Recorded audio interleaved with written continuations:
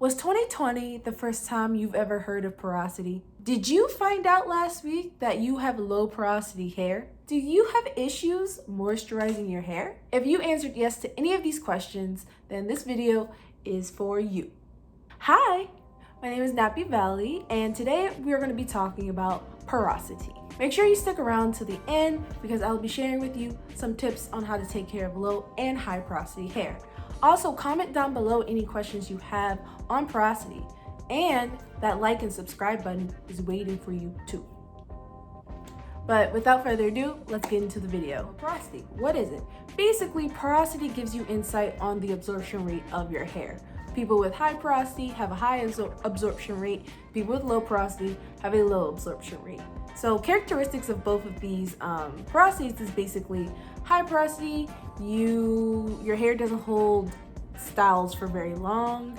It takes a very short amount of time for your hair to get wet in the shower, and it takes a very short amount of time for your hair to dry out. Characteristics of low porosity are it takes a very long time for your hair to get wet in the shower. Your hair seems to be dye and relaxer resistant, and your hair could take up to multiple days for your hair to actually get dry in comparison to high porosity. I just kind of want to go into like what causes each porosity level. So according to this book, The Science of Black Hair, I'll have a link of this book in my description box. Basically, this author states that Black people, people of African descent, typically have lower porosity than Caucasians or their Asian counterparts. There are Black people who naturally have high porosity, but it isn't as common as Black people who have low porosity. If you do not naturally have high porosity hair, then your high porosity is due to damage.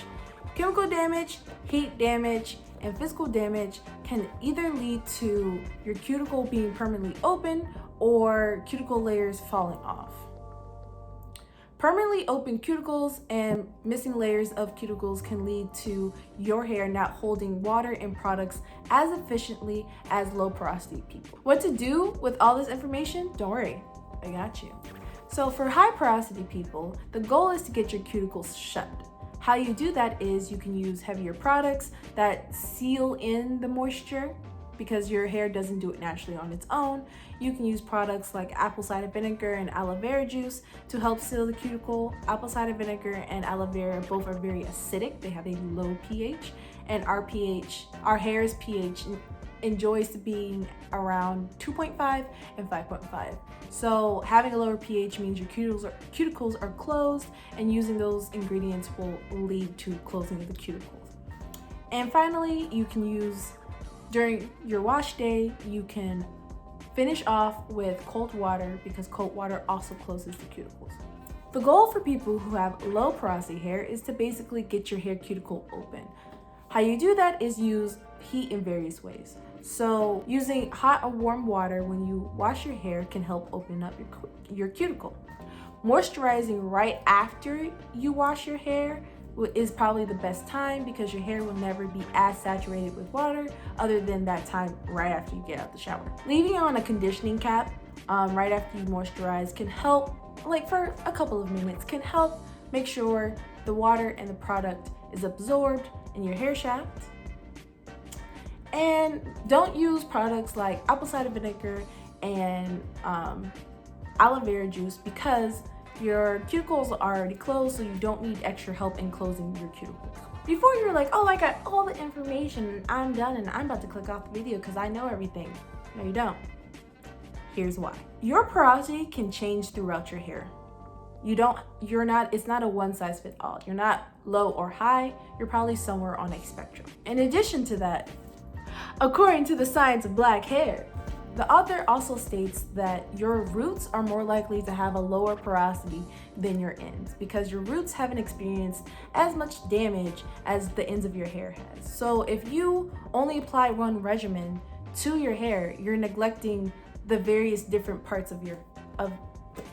For me, the front of my hair, especially this crown area, front of my hair, has very high porosity, or a higher porosity than the back of my hair. And I know this because when I dyed my hair, the front changed colors immediately and the back didn't. Like it wasn't taking the color. It took forever for my hair to even be lifted a little bit. So just keep that in mind when you're thinking about porosity and when you're thinking about creating your own regimen, because you might have to incorporate ideas and methods from both sides. You might have to consider like, oh, I need to do this with high porosity, but I also need to do this with low porosity.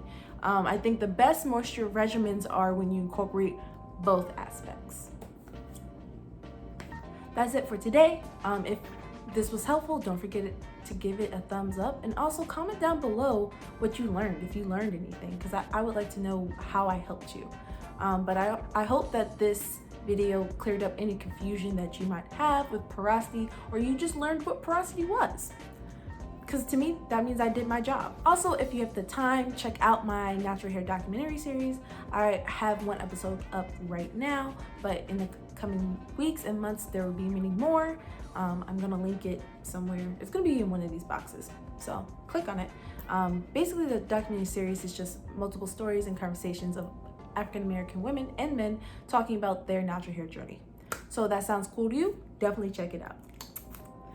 But that's all for today. Hope you enjoy the rest of your day, and I hope you get that bomb moisture routine. I hope this gave you all the information you need so that you know how to moisturize your hair to the gods. So that's it. Bye.